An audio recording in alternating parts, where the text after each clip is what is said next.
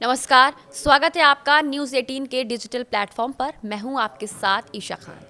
पंजाब इस वक्त एक भयानक संकट से जूझ रहा है।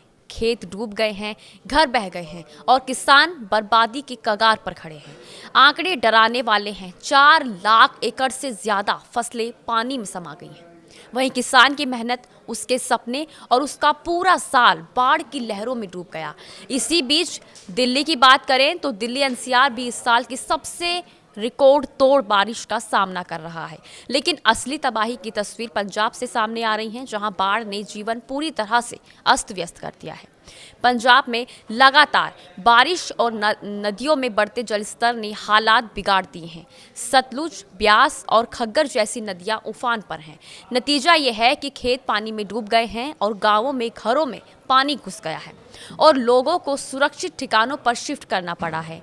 सिर्फ फसल नुकसान की बात करें तो 4 लाख एकड़ से ज़्यादा ज़मीन पर खड़ी फसल बर्बाद हो चुकी है। इसका मतलब ये है कि जो किसान पूरे साल मेहनत करके धान, कपास और मक्का जैसी फसलें बो रहे थे, वो अब कर्ज और बर्बादी की दोहरी मार झेल रहे हैं। किसान संगठनों का कहना है कि पंजाब के हजारों किसानों के सामने रोटी रोजगार का संकट खड़ा हो गया है। बहुत से किसान अपनी ज़मीन पर सीज़न की दूसरी फसल की तैयारी कर रहे थे, लेकिन अब खेत दलदल बन गए हैं। जिन किसानों ने बैंक से कर्जा लिया था, उनके लिए कर्जा चुकाना लगभग नामुमकिन हो गया है। कई जगहों पर पशुधन की भी भारी मौत हुई है। गायें भैंसें पानी में बह गई हैं, जिससे किसानों का और बड़ा नुकसान हुआ है। गाँवों में हालात इतने ख़राब हैं कि लोगों को नावों से रेस्क्यू किया जा रहा है। कई लोग अब भी सुरक्षित जगहों पर नहीं पहुँच पाए हैं। वहीं बाढ़ के हालात को देखते हुए प्रधानमंत्री नरेंद्र मोदी ने केंद्रीय कृषि मंत्री शिवराज सिंह चौहान को पंजाब भेजा है। शिवराज सिंह चौहान ने डेरा बाबा नानक के धर्मकोट रंधावा गांव का दौरा किया। वहां उन्होंने डूबे हुए खेतों और प्रभावित किसानों से बात की। शिवराज सिंह चौहान ने कहा कि केंद्र सरकार पंजाब के साथ खड़ी है और हर तरह की मदद की जाएगी। पंजाब के कृषि मंत्री गुरमीत सिंह खुडिया ने भी उनसे मुलाकात की और कहा कि किसानों को तुरंत राहत पैकेज दिया जाए।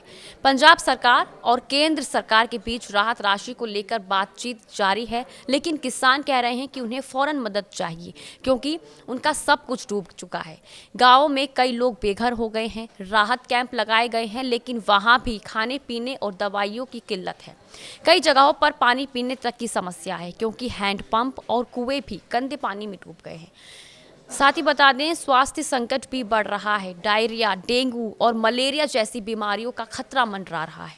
ग्रामीणों का कहना है कि अगर राहत और मुआवजा तुरंत नहीं मिला तो आने वाले महीनों में भूख और बीमारी की बड़ी त्रासदी सामने आ सकती है। जैसे कि हम सभी जानते हैं, पंजाब को भारत का अनाज का कटोरा कहा जाता है। धान और गेहूं की खेती यहाँ की रीढ़ है। लेकिन इस बार बाढ़ ने पंजाब के किसानों को तोड़ा ही नहीं, बल्कि पूरे देश की खाद्य सुरक्षा पर असर डाला है। अगर पंजाब से धान और गेहूं की सप्लाई कम हो गई तो आने वाले समय में चावल, गेहूं के दाम पूरे देश में बढ़ सकते हैं। उधर दिल्ली एनसीआर में बारिश ने 15 साल का रिकॉर्ड तोड़ दिया है। भारत मौसम विज्ञान विभाग का ये कहना है कि 10 सितंबर तक बारिश ऐसे ही जारी रहेगी। इस दौरान तापमान 36 डिग्री तक जा सकता है। दिल्ली के कई इलाकों में जलभराव और जाम ने लोगों की मुश्किलें बढ़ा दी हैं। लेकिन जहां दिल्ली में बारिश लोगों की रफ्तार रोक रही है, वहीं पंजाब में ये बारिश तबाही बन चुकी है। मौसम विभाग का अनुमान है कि बारिश का सिलसिला 10 सितंबर तक जारी रहेगा, यानी अभी राहत की कोई गारंटी नहीं है। कृषि विशेषज्ञों का मानना है कि लंबे समय से पंजाब को जल प्रबंधन और बाढ़ सुरक्षा ढांचे को मजबूत करना होगा। अगर नदियों का सही तरीके से प्रबंधन नहीं हुआ तो हर साल ऐसे हालात बनते रहेंगे। पंजाब का किसान आज बर्बादी की कगार पर है। खेत, खलिहान और घर सब पानी में समा चुके हैं। ये सिर्फ पंजाब की त्रासदी नहीं है, बल्कि पूरे देश की चिंता है, क्योंकि जब पंजाब का अनाज डूबता है तो पूरे देश की थाली खाली हो जाती है। अब देखना यह है कि क्या सरकार किसानों तक वक्त पर राहत पहुंचा पाएगी या फिर इस बाढ़ की मार किसान अकेले ही झेलेंगे। सच तो यही है कि पंजाब आज मदद की पुकार लगा रहा है और इस पुकार को अनसुना करना पूरे भारत के लिए भारी पड़ सकता है। और इसी के साथ आज के लिए बस इतना ही। नमस्कार।